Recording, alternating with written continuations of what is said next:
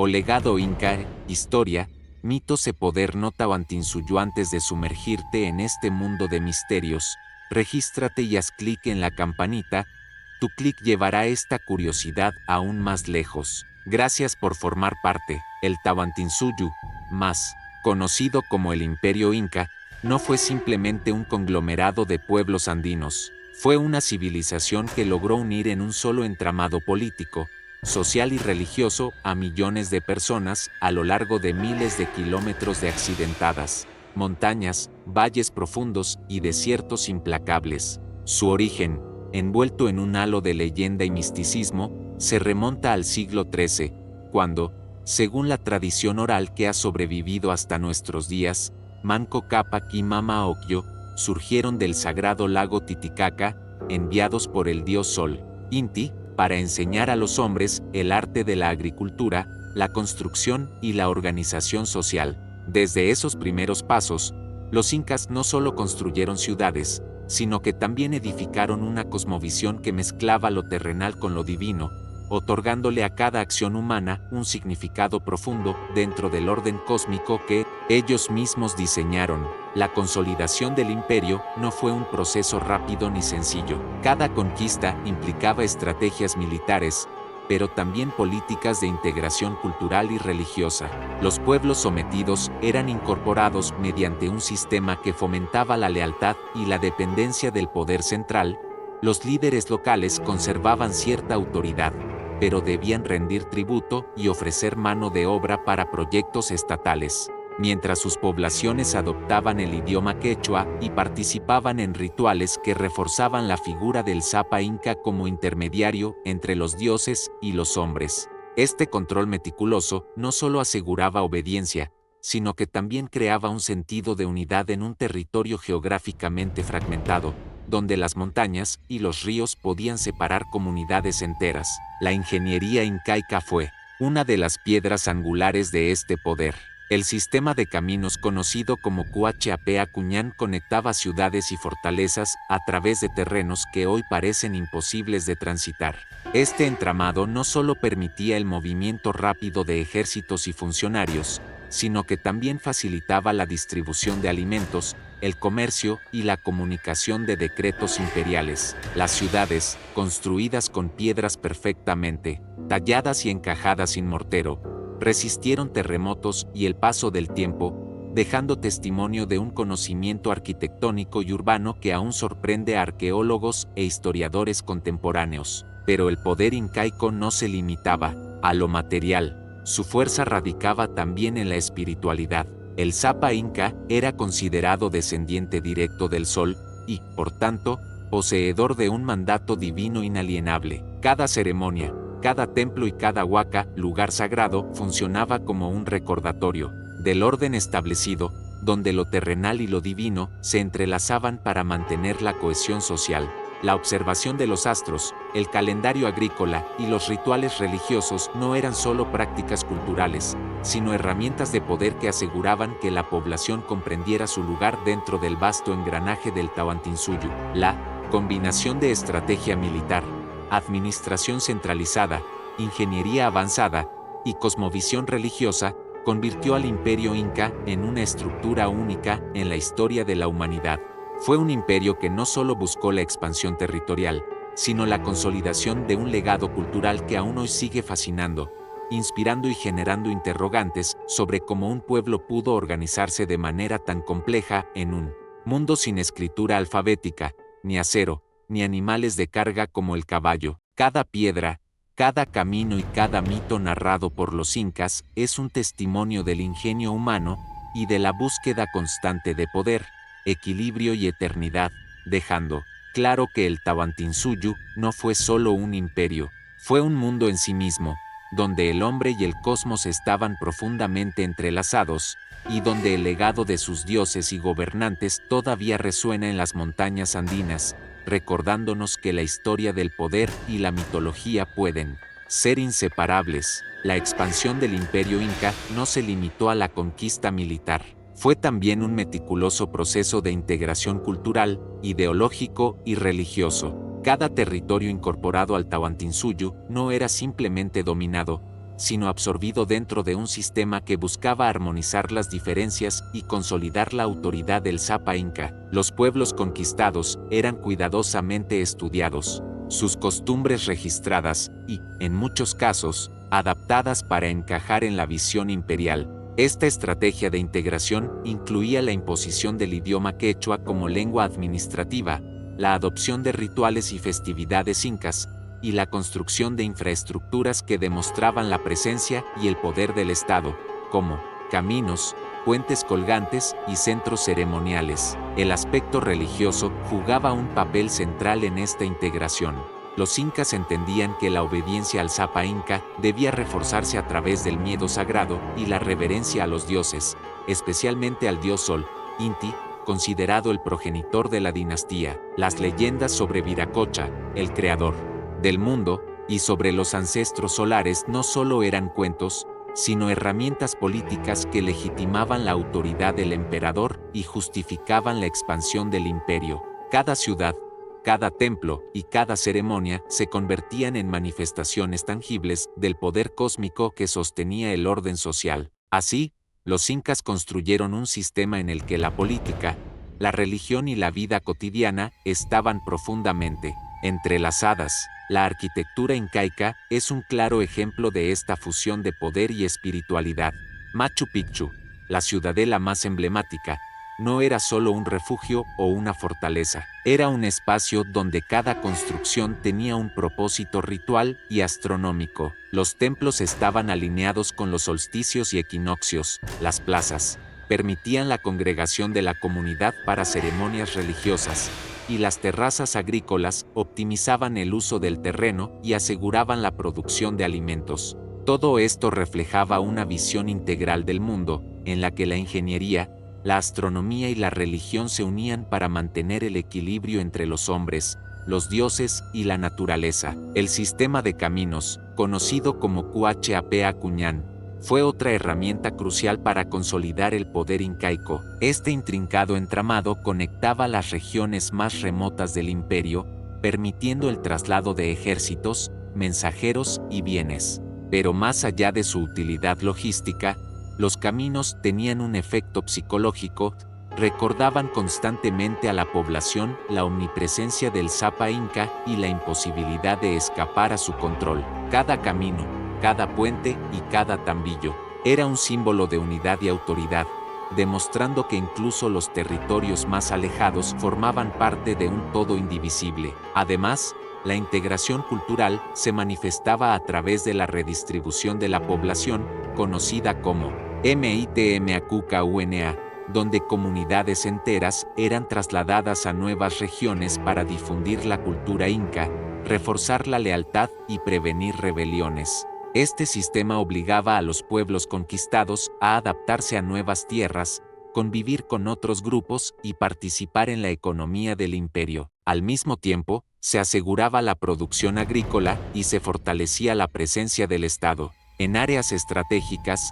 demostrando nuevamente la combinación de control político, organización social y visión a largo plazo que caracterizó al Tawantinsuyo. Finalmente, los mitos y leyendas no eran meras historias, eran instrumentos de cohesión social y control ideológico. La creencia en la divinidad del Zapa Inca y en la santidad de las montañas, ríos y templos aseguraba que la población aceptara las jerarquías y las obligaciones del Estado con reverencia y obediencia. Cada festividad, sacrificio o ceremonia transmitía un mensaje claro: el equilibrio del mundo dependía del respeto al orden impuesto por los dioses y el emperador.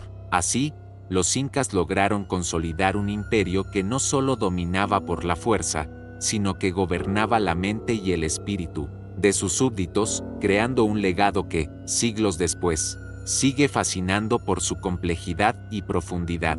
La administración del Tawantinsuyo fue uno de los pilares que permitió a los incas mantener un imperio tan vasto y diverso durante siglos. A diferencia de otras civilizaciones de la época, los incas no dependían de la escritura alfabética. En su lugar, desarrollaron un sistema único de registro conocido como quipus, compuesto por cuerdas de colores y nudos que codificaban información sobre censos, tributos, producciones agrícolas y movimientos poblacionales. Este método, aunque complejo, permitía al Estado centralizado de Cusco supervisar y controlar cada rincón del imperio con una eficiencia sorprendente. Los quipucamayocs, especialistas encargados de interpretar estos quipus, eran figuras respetadas, y su conocimiento constituía un vínculo vital entre la administración imperial y las comunidades locales. El Tawantinsuyu estaba dividido en 4 grandes regiones, llamadas suyus,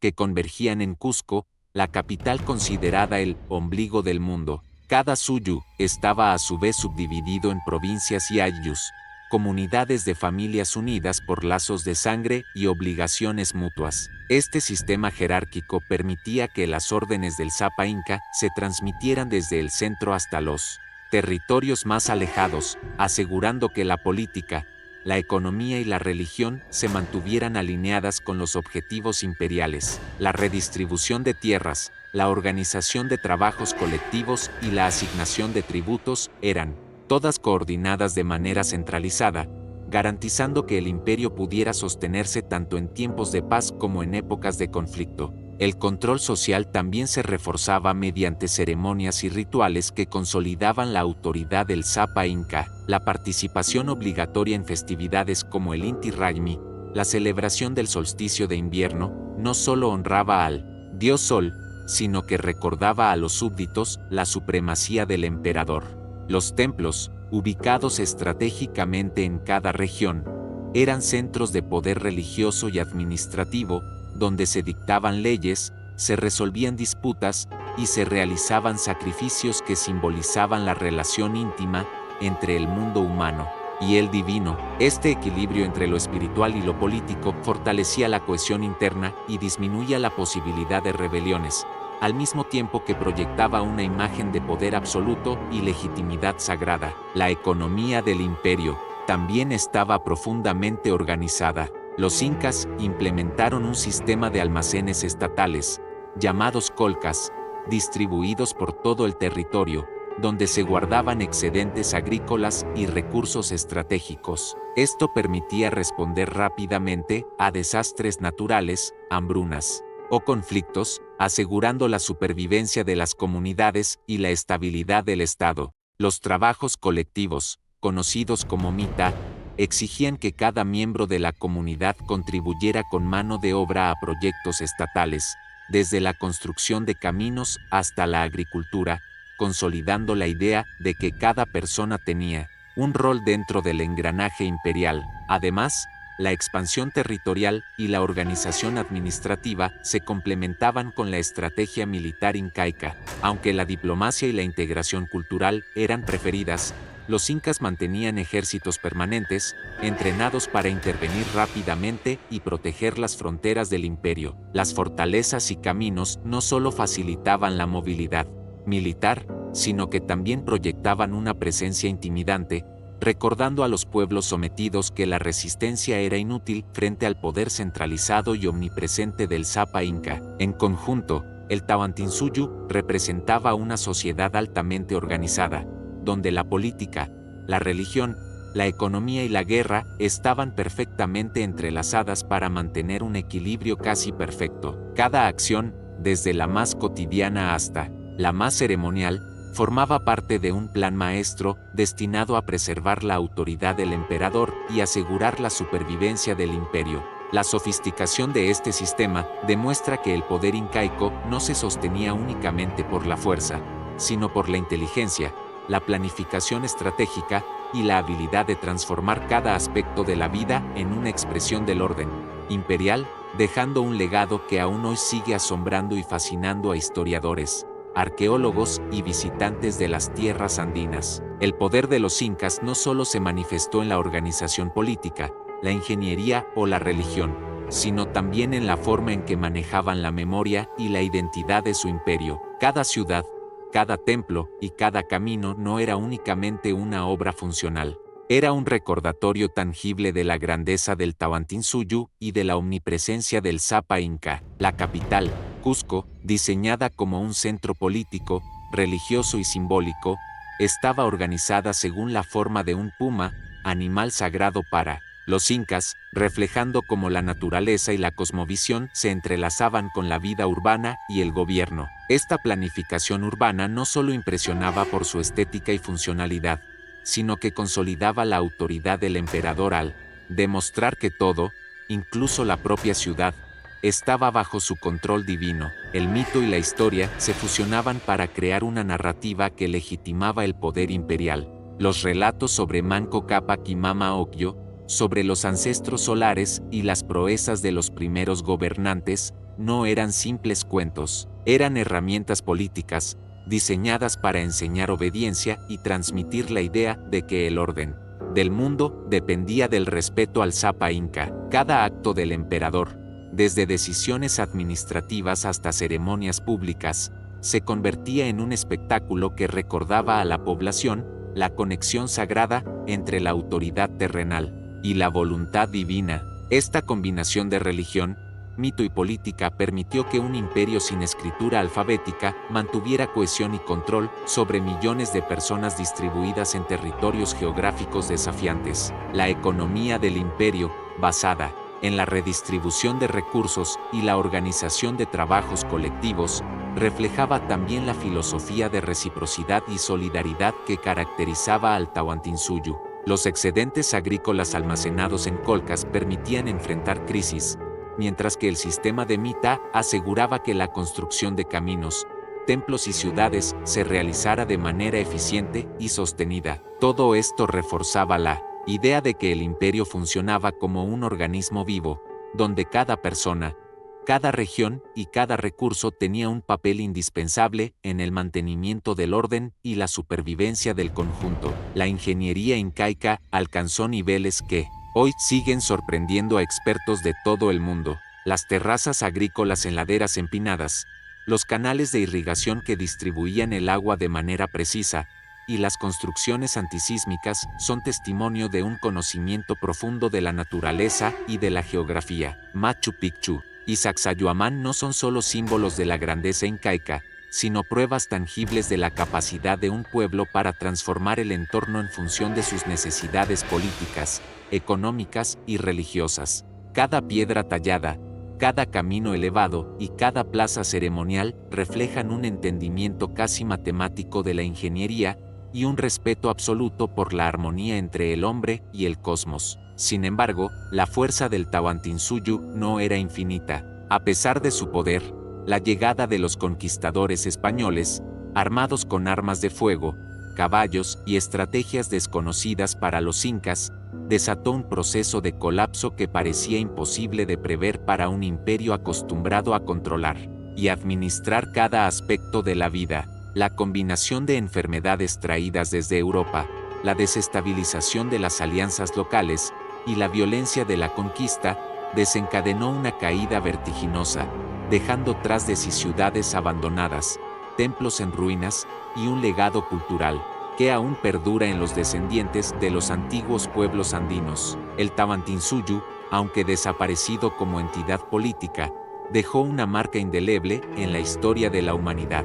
Su habilidad para integrar religión, mitología, organización social y conocimiento técnico lo convierte en un ejemplo de civilización compleja que desafía el tiempo. Cada mito, cada construcción y cada tradición heredada nos recuerda que el poder incaico no solo residía en la fuerza o en el territorio conquistado, sino en la capacidad de transformar la vida de millones de personas, conectándolas entre sí con el cosmos en una red de significados que aún hoy fascina y asombra al mundo entero. La vida cotidiana en el Tahuantinsuyo estaba impregnada de una religiosidad y una disciplina social que, a ojos modernos, puede parecer a la vez extraordinaria y ajena. La cosmovisión incaica no era una capa separada de la existencia, era la tela misma de la que estaban hechas las decisiones más sencillas, desde cuándo plantar una papa hasta cómo repartir una vivienda. En cada comunidad, el Ayllu, la unidad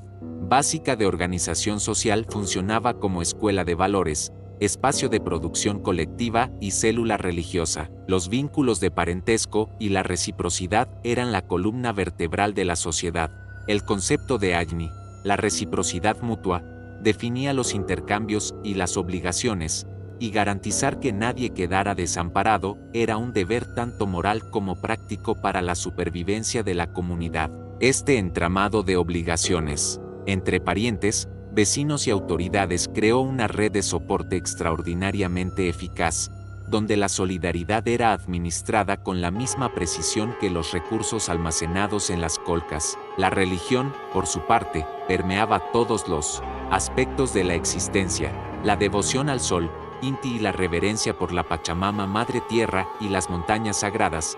Apus eran prácticas vivas que marcaban el calendario agrícola y la apertura de campañas bélicas o caminos. Los sacerdotes y las sacerdotisas, junto con los amautas, sabios y astrónomos, guiaban a la población en la interpretación de fenómenos celestes y terrestres. Las observaciones de los astros servían para fijar fechas de siembra y cosecha, para determinar momentos propicios para ceremonias comunales y para legitimar la autoridad del Sapa Inca, cuya relación simbólica con Inti justificaba su papel como garante del orden cósmico. Pero la religiosidad inca no era solo abstracta, se traducía en prácticas concretas, a veces terribles para quienes las miran desde la distancia temporal: los sacrificios, humanos y animales, las ofrendas de alimentos, tejidos y metales, y los rituales de fertilidad que buscaban asegurar el bienestar colectivo. Los sacrificios humanos,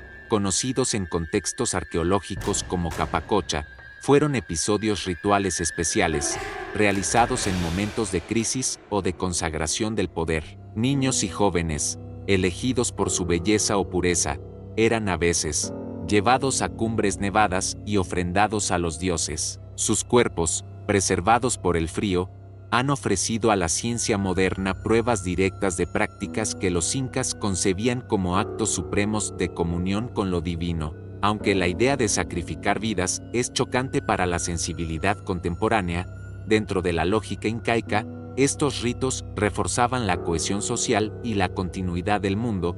Regalar lo más preciado a los dioses era asegurar el favor celestial para la comunidad entera. La medicina y el conocimiento botánico también florecieron bajo esta cosmovisión integral. Los curanderos combinaban remedios basados en plantas, rituales y una comprensión empírica de las dolencias. Conocían las propiedades de cientos de especies andinas y practicaban técnicas de trepanación que, sorprendentemente, muestran tasas de supervivencia notables. La relación con la naturaleza era, en esencia, de diálogo y aprovechamiento sostenible.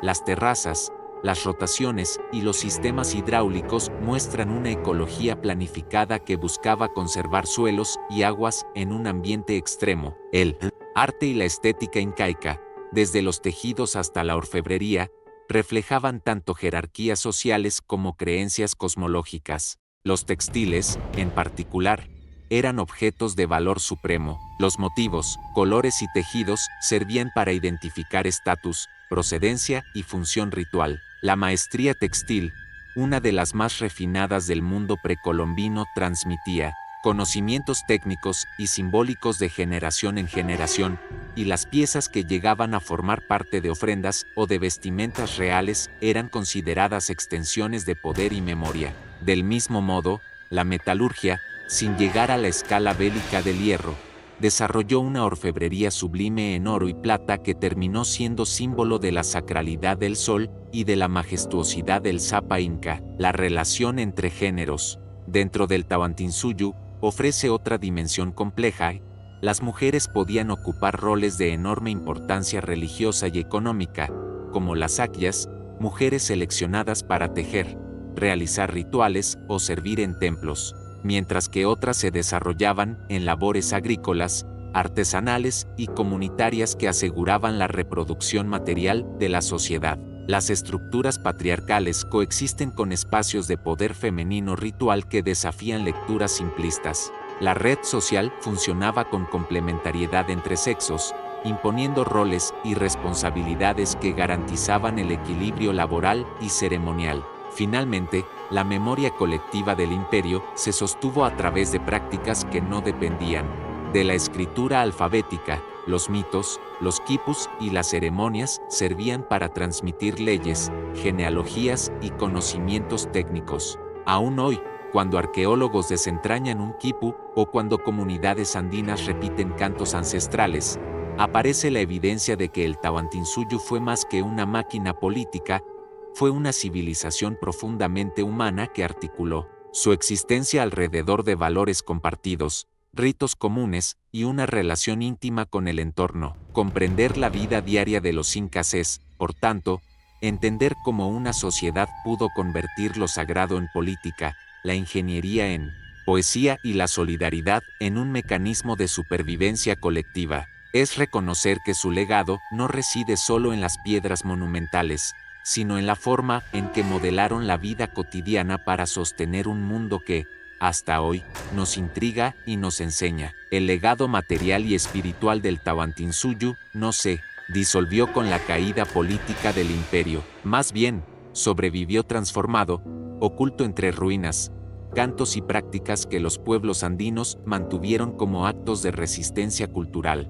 Cuando los conquistadores llegaron, se llevaron tesoros de oro y plata, destruyeron templos y reorganizaron el territorio según sus intereses, pero no pudieron arrancar del corazón de las comunidades andinas lo que hacía al mundo inca coherente: su cosmovisión, sus saberes agrícolas, sus formas de organización comunitaria y su memoria oral. Así, el legado incaico persistió en dos vías paralelas. Por un lado, en las piedras y terrazas que siguieron sosteniendo la vida; por otro, en la continuidad de ritos, fiestas y prácticas que, bajo apariencia cambiada, mantuvieron la misma raíz simbólica. La supervivencia de esta herencia se manifestó en el sincretismo religioso que emergió tras el encuentro entre el catolicismo impuesto y las creencias andinas. Las imágenes de santos y vírgenes llegaron a ocupar nichos donde antes residían apus y huacas. Las festividades cristianas se mezclaron con los ciclos agrícolas y las celebraciones solares, creando calendarios híbridos que permitieron a las comunidades preservar su vínculo con la tierra y los ancestros bajo una nueva fachada. Este sincretismo no es mera adaptación pasiva, es una estrategia activa de supervivencia cultural que revela la capacidad de los pueblos andinos para negociar su identidad frente a la violencia colonial, manteniendo núcleos de sentido que hasta hoy se reconocen en las prácticas rituales y en la religiosidad popular. Otro canal vital del legado incaico fue la transmisión de conocimientos técnicos. Las terrazas andinas, los sistemas de riego, las variedades de cultivo adaptadas a microclimas y las prácticas de conservación del suelo son testimonios de una ecología política sofisticada que los descendientes continuaron practicando. En regiones donde la agricultura moderna llegó con menor fuerza, las técnicas ancestrales demostraron ser más sostenibles y resistentes a las fluctuaciones climáticas. En muchas comunidades, el conocimiento de los ciclos agrícolas y la biodiversidad andina se conservó mediante la práctica y la oralidad. Así, el Tahuantinsuyo aportó no solo una herencia simbólica, sino herramientas concretas para la supervivencia en ambientes extremos. La lengua quechua, aunque sometida durante siglos a procesos de estigmatización, también resistió y se transformó en vehículo de identidad. A través del idioma se transmitieron mitos, genealogías, recetas, saberes medicinales y la memoria de un cosmos compartido. El quechua y otras lenguas andinas constituyen hoy un puente directo con el pasado incaico. Quienes lo hablan no solo preservan palabras, sino una forma de entender el mundo, donde las relaciones entre seres humanos, la naturaleza y lo sagrado se conciben de manera integrada. La revitalización y el reconocimiento de estas lenguas son, por tanto, actos de restitución cultural que reponen una parte del legado arrancado por la conquista. La arqueología y la historia moderna han puesto en evidencia piezas de ese legado que permanecieron ocultas. El redescubrimiento de ciudades como Machu Picchu desencadenó una fascinación global, pero también planteó dilemas éticos sobre la apropiación del pasado, el turismo masivo y la conservación de los sitios arqueológicos. Cada piedra restaurada, cada terraza conservada y cada objeto extraído a museos lejanos suscita preguntas sobre quién posee la memoria y cómo debe gestionarse el patrimonio. Para muchas comunidades andinas, el patrimonio no es solo un recurso histórico, Es un elemento vivo de su identidad colectiva y una fuente de sustento que exige protección y participación local en su manejo. La influencia incaica también se percibe en la cocina, en las festividades y en las prácticas cotidianas que aún configuran la vida andina. La domesticación de cultivos como la papa y el uso de técnicas de almacenamiento y conservación permitieron desarrollar dietas nutritivas adaptadas a la altitud. La gastronomía contemporánea en los Andes es, en gran medida, una continuación y reinterpretación de estos saberes. Asimismo, las fiestas comunitarias que combinan música, danza y rituales agrícolas mantienen funciones sociales que van más allá del entretenimiento, son mecanismos de cohesión, memoria y transmisión intergeneracional. Finalmente, el legado incaico se ha convertido en un recurso político y simbólico en el presente. Movimientos sociales y reivindicaciones indígenas recurren a la historia del Tahuantinsuyo para reclamar derechos, territorios y reconocimiento cultural. La figura del Inca, la idea de reciprocidad y la organización por ayllus son reinterpretadas como modelos de gobernanza alternativa y resistencia al extractivismo moderno. Esto demuestra que el pasado inca no es un mero objeto de estudio, es una fuente de inspiración y una herramienta para pensar otras formas de relación con la tierra, la comunidad y el poder. En suma, el Tahuantinsuyo dejó un legado complejo, no solo monumentos de piedra, sino una arquitectura social, técnicas de vida, lenguas y mitologías que continuaron viviendo aunque su estructura política fuera destruida. Comprender este legado es reconocer que la historia de los incas no terminó con la conquista, siguió latente en prácticas diarias, en la memoria colectiva y en la capacidad de los pueblos andinos para rehacerse y reclamar su lugar en el mundo. Esa continuidad, a la vez frágil y poderosa, es la que hoy nos invita a mirar el pasado no como una reliquia estéril, sino como una fuente viva de enseñanzas y posibilidades para el futuro. El legado político, espiritual y material del Tahuantinsuyo no solo se conserva en ruinas y relatos, también vive en las contradicciones del presente, en las luchas por memoria, justicia y territorio que atraviesan a los pueblos andinos. Sí, en los siglos XVI y XVII, la presencia inca fue borrada y transformada por la violencia colonial. Hoy esa misma herencia reaparece como fuerza política y cultural que reclama reconocimiento. Las reivindicaciones indígenas contemporáneas recuperan elementos de organización tradicional, el ayllus, la reciprocidad, la gestión comunal de recursos y los reubican en contextos modernos como alternativas frente al extractivismo, la desigualdad y el despojo. Así, las antiguas estructuras no son reliquias muertas, sino recursos conceptuales y prácticos que permiten imaginar formas de gobernanza basadas en la cooperación, la sostenibilidad y el vínculo con la tierra. La memoria del imperio también está en disputa. Por un lado, el interés global por sitios como Machu Picchu transformó paisajes arqueológicos en destinos turísticos masivos, generando economías locales pero también presiones ambientales, gentrificación y debates sobre la propiedad de la historia. Por otro lado, las comunidades locales reclaman protagonismo en la gestión del patrimonio, exigen beneficios reales y denuncian la mercantilización de símbolos sagrados. El choque entre turismo y conservación plantea preguntas difíciles. ¿A quién pertenece el pasado? ¿Cómo equilibrar la necesidad económica de comunidades empobrecidas con la protección de sitios frágiles y la dignidad de prácticas rituales que no son espectáculos para visitantes?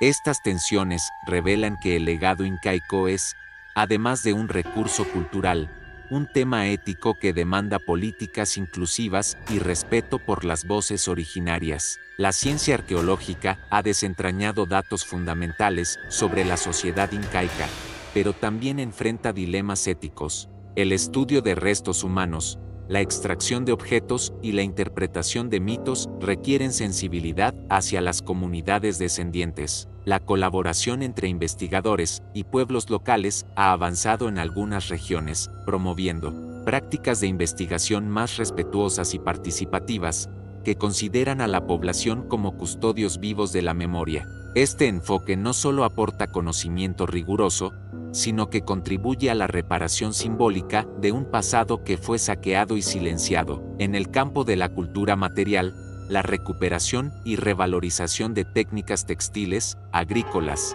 y medicinales andinas se ha convertido en un puente entre pasado y futuro. Artesanas que mantienen saberes ancestrales, campesinos que cultivan variedades autóctonas de papa y maíz, y curanderos que preservan conocimientos botánicos son portadores de un legado vivo que ofrece soluciones a problemas contemporáneos como la seguridad alimentaria y la pérdida de biodiversidad.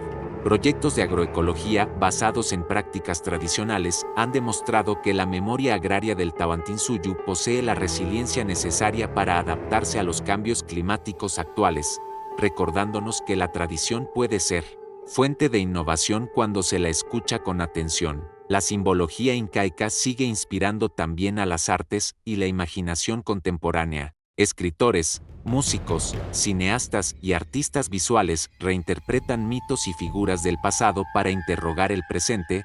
La figura del Zapa Inca, las huacas, las montañas sagradas y las leyendas sobre la creación sirven como metáforas para hablar de identidad, colonialidad y pertenencia. Este diálogo creativo entre pasado y presente contribuye a que el Tawantinsuyu no se vuelva un objeto musealizado, sino un horizonte simbólico en constante negociación, capaz de generar sentido y movilización.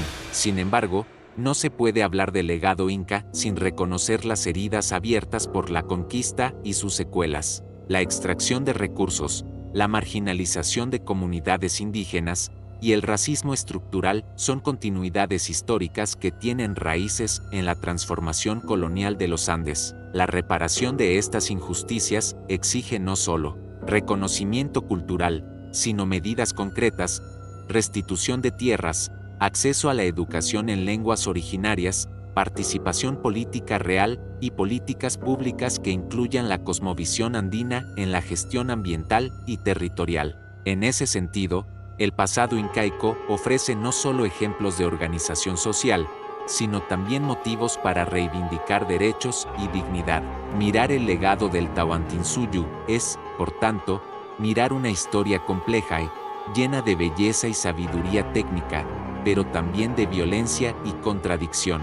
Es aceptar que las piedras mayúsculas de Sacsayhuamán o el silencio monumental de una plataforma ceremonial guardan historias de poder y subordinación, que la magnificencia de la orfebrería se entrelaza con la explotación posterior por manos ajenas, que los cantos que aún resuenan en las alturas son, al mismo tiempo, actos de resistencia. Entender este legado implica escuchar a quienes han heredado la memoria, respetar sus demandas y reconocer que el pasado puede ser fuerza para transformar el presente. Al cerrar este ciclo sobre el imperio inca, queda claro que el Tawantinsuyu no pertenece únicamente a los libros de historia ni a las vitrinas de museos.